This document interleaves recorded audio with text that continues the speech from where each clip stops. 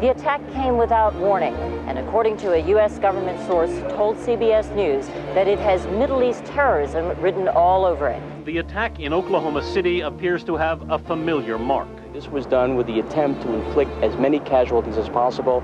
That is a Middle Eastern trait. The fact that it was such a powerful bomb in Oklahoma City immediately drew investigators to consider deadly parallels that all have roots in the Middle East. ABC News has learned that the FBI has asked the U.S. military to provide up to 10 Arabic speakers to help in the investigation.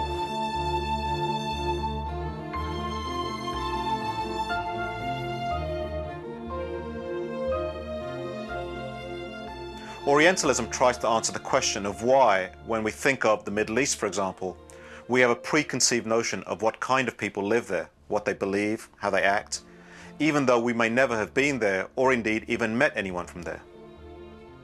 More generally, Orientalism asks, how do we come to understand people, strangers, who look different to us by virtue of the color of their skin? The central argument of Orientalism is that the way we acquire this knowledge is not innocent or objective, but the end result of a process that reflects certain interests. That is, it is highly motivated. Specifically, Said argues that the way the West, Europe and the US, looks at the countries and peoples of the Middle East is through a lens that distorts the actual reality of those places and those people.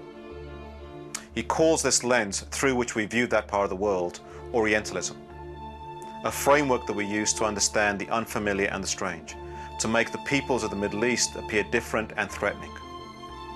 At the heart of how this new American Orientalism operates is the threatening and demonized figure of the Islamic terrorist that is emphasized by journalists and Hollywood. The so-called independent media in a liberal society like this, in effect, are so lazy and are controlled by interests that are commercial and political at the same time, that there is no investigative reporting. It's just basically repeating the line of the government. Only 8 days ago, I concluded a broadcast on the World Trade Center bombing by telling you what senior U.S. law enforcement officials were telling us, that the threat of Muslim extremists operating within the United States is an ongoing danger, something we'll have to live with from now on.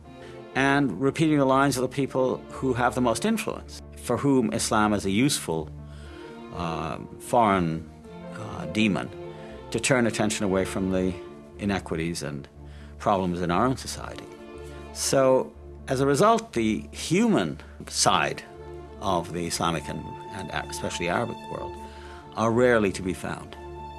And the net result is this vacancy on the one hand, and these easy, almost automatic images of terror and violence.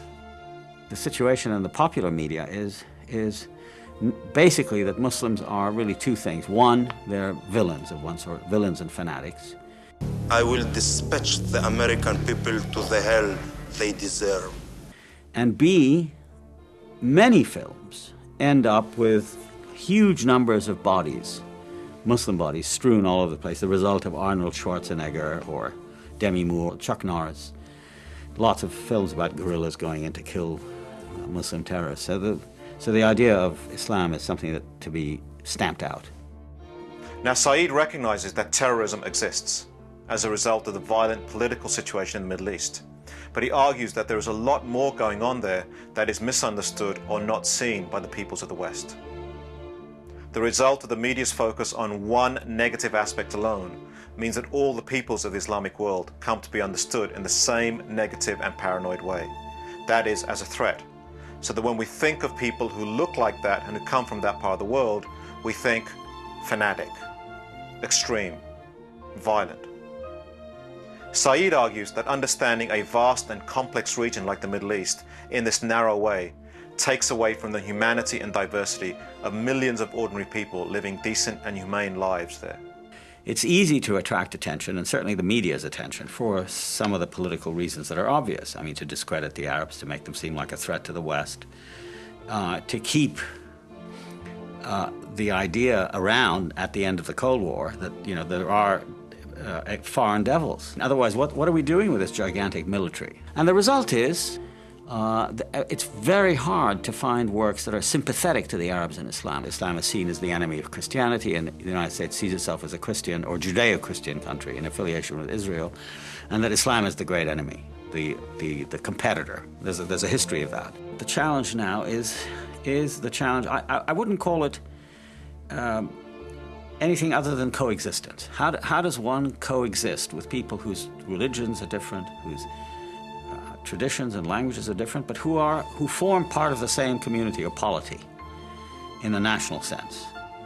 How do we accept difference without violence and hostility? And it's that attitude, I think, that we need.